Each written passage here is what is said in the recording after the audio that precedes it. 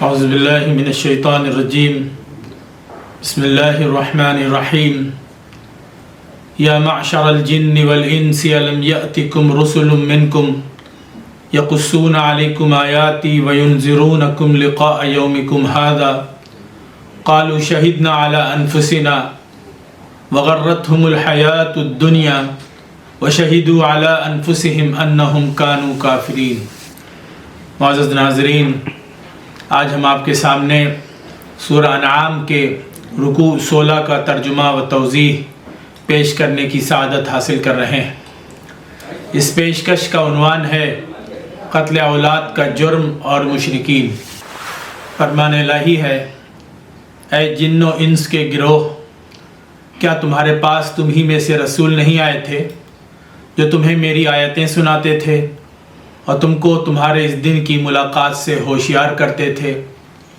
وہ کہیں گے ہم خود اپنے خلاف گواہی دیتے ہیں اور دنیا کی زندگی نے انہیں دھوکے میں ڈال رکھا، اور وہ خود اپنے خلاف گواہی دیں گے کہ بے شک وہ کافر تھے۔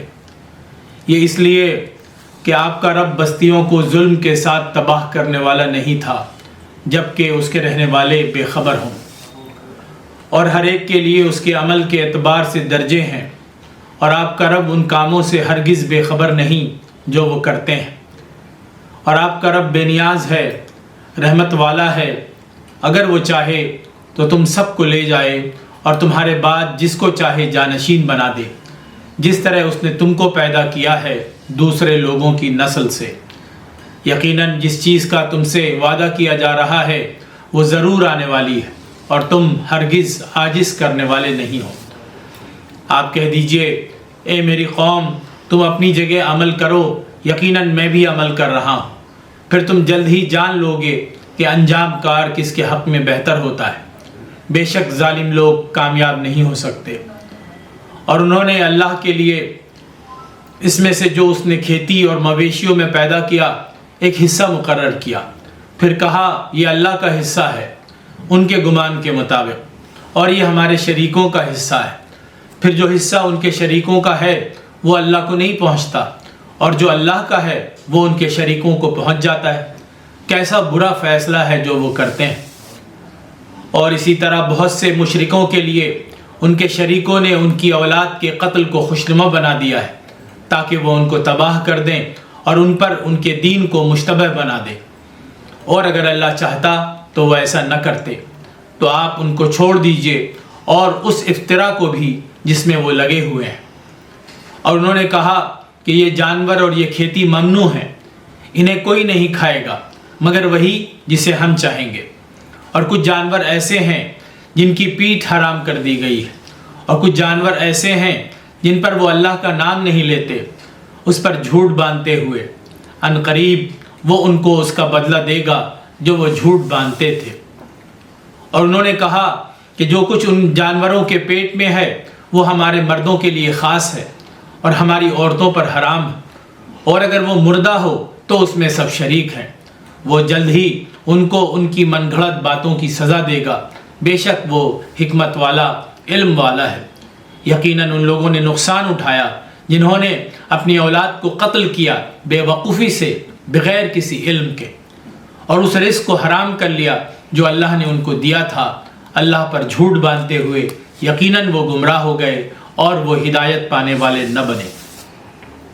معزز ناظرین، اس رکوع کا آغاز قیامت کے ایک نہایت سنجیدہ منظر سے ہوتا ہے۔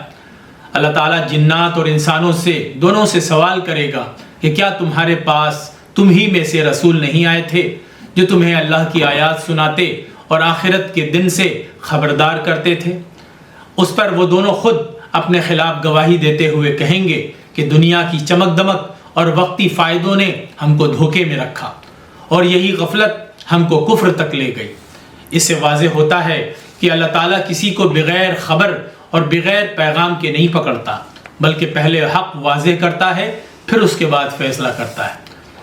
اس کے بعد قرآن بتاتا ہے کہ ہر انسان کے لیے اس کے اعمال کے مطابق درجے مقرر ہیں، اور اللہ ہر عمل سے پوری طرح باخبر۔ وہ نہ کسی کا محتاج ہے اور نہ کسی پر ظلم کرتا ہے۔ اگر وہ چاہے تو ایک قوم کو ہٹا کر دوسری قوم لے آئے، جیسے اس نے پہلے بھی نسل در نسل ایسا کیا ہے۔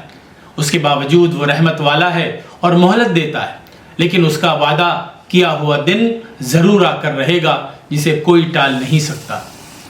پھر نبی صلی اللہ علیہ وسلم کو حکم دیا گیا کہ وہ صاف لفظوں میں اعلان کر دیں کہ تم اپنے طریقے پر عمل کرو، میں اپنے طریقے پر عمل کر رہا ہوں۔ بہت جلد تم کو معلوم ہو جائے گا کہ اچھا انجام کس کے حصے میں آتا ہے۔ اسی کے ساتھ یہاں قرآن دو ٹوک انداز میں بتاتا ہے کہ ظلم کرنے والے کبھی کامیاب نہیں ہو سکتے۔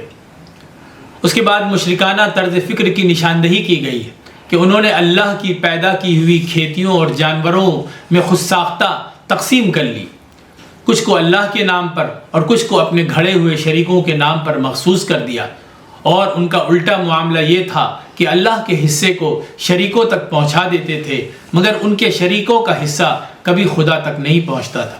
قرآن اس فیصلے کی اس صریح طور پر مذمت کرتا ہے اور ان کو بدترین گمراہی قرار دیتا ہے۔